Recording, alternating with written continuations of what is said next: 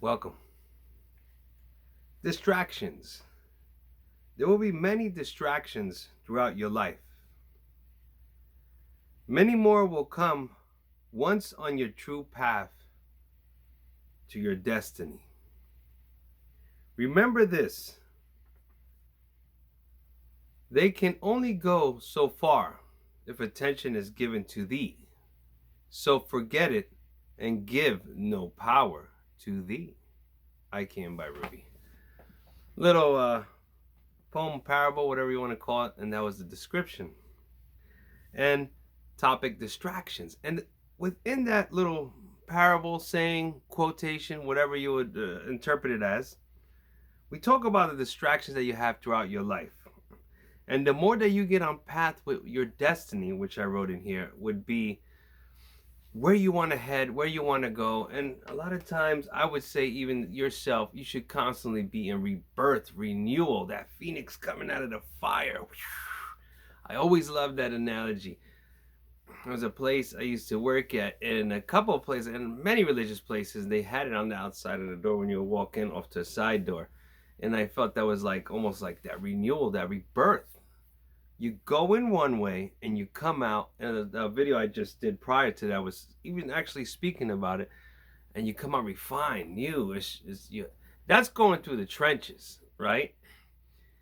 What doesn't break you makes you stronger. 100% it will, because it teaches you valuable lessons, teaches you how to be what? Intelligent within your thought, words, and actions, right? Out of three things I wrote down here with distractions, you're going to have them in your home life, in your personal life. You're going to have them at work. Or if you don't work for someone and you have a business, within your business. You're going to have it within family and friends. All these things that I just mentioned, you will have distractions throughout your daily life. And this is all contained within your life. Now, depending on how you input those distractions and the output that you give will determine on whether they're detrimental or influential to yourself, mind, body, and spirit. All depends. If you let the distraction, for example, get to you, it can make you feel ill.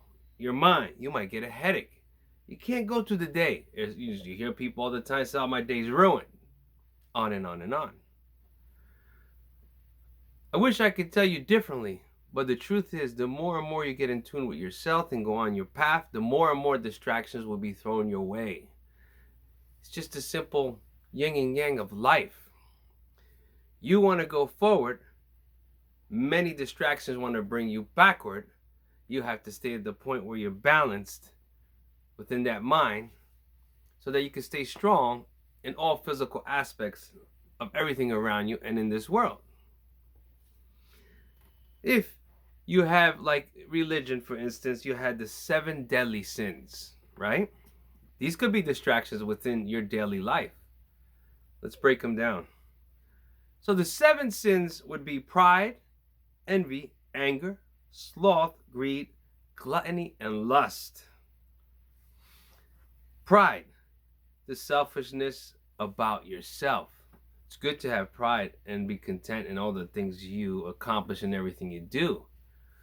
But it's amazing how each one of these is all interlocked with each other. Too much pride is what? Not too good for you, right? But a balance of it actually is. Envy of others and their belongings. You'll see this many times throughout your life. People having much envy. Envy of others and their belongings, or what they have.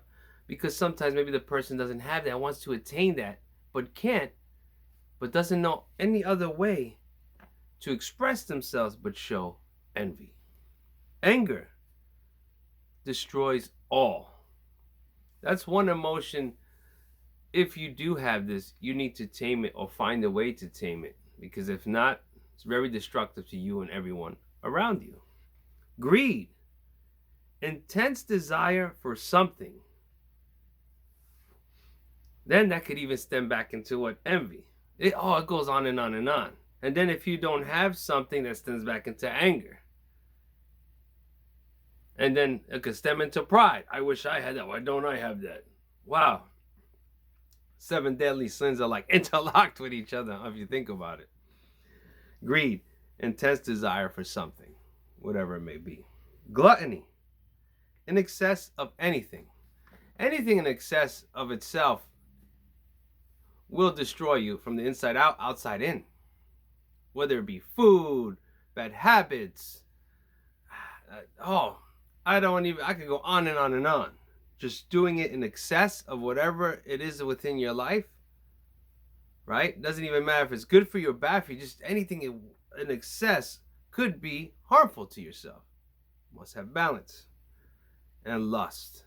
I left that one for last. If you can't control your sexual emotions and energies, you're done for. Because that in itself right here, all these other ones, it would one after another after another after another. Even though they're all interlocked, this one right here amongst itself stems from you having respect for yourself, your body, and others. Because if you don't, then you don't care. You only lust and for the desire. And when it says right here, I'm not going to sugarcoat it, strong sexual desire. If you can't control your emotions or your desires towards that sense of sexuality, it's not going to be good. You must try. The one thing about all these 7 deadly sins, they're very destructive in nature. And many of it is all distractions. Each one of these things you have to learn how to control within the mind.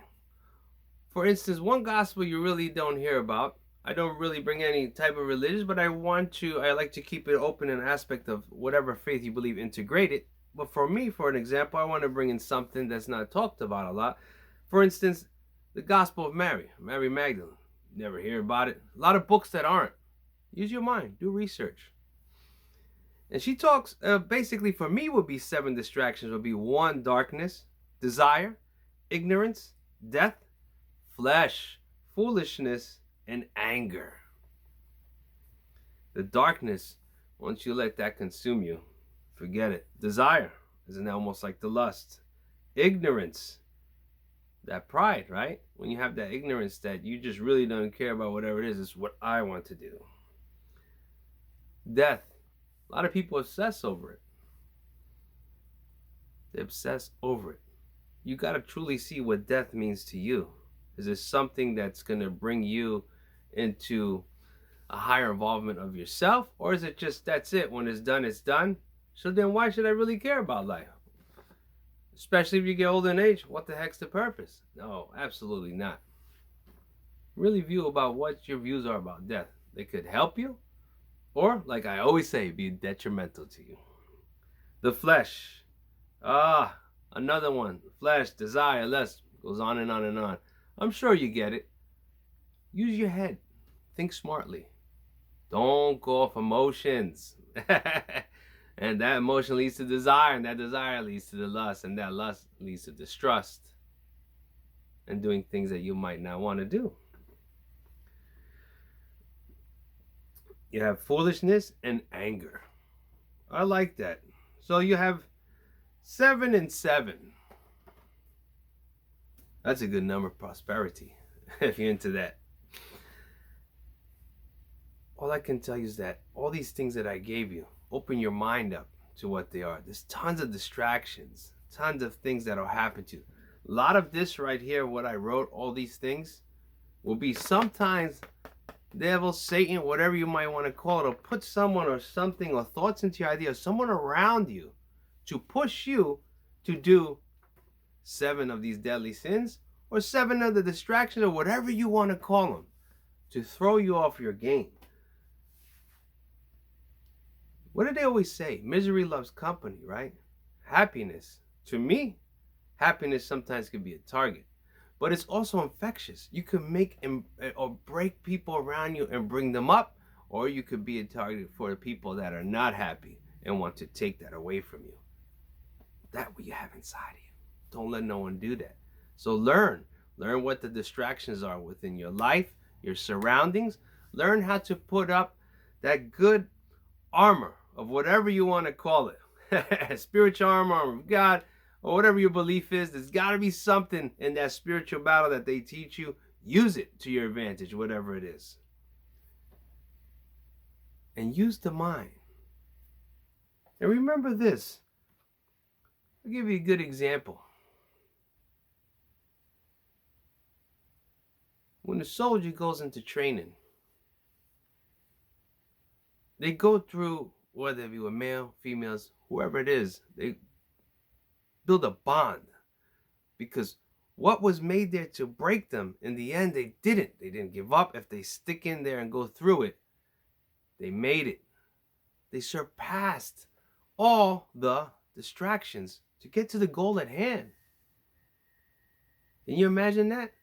And that bond, no one else knows, is because it's only through the people that you went through it with, through the thick and through those trenches, understand what it is that you're going through or what you went through, because they were there with you. Remember that, what I just said. So those are the ones you want to keep around you. Hold them close. And other people, it's up to you. You always have to interact. But know who is a distraction and who is not, and who is an asset to you.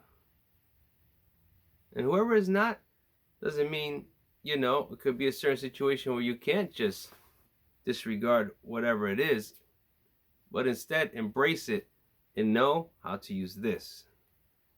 I came by Rubey. Take care.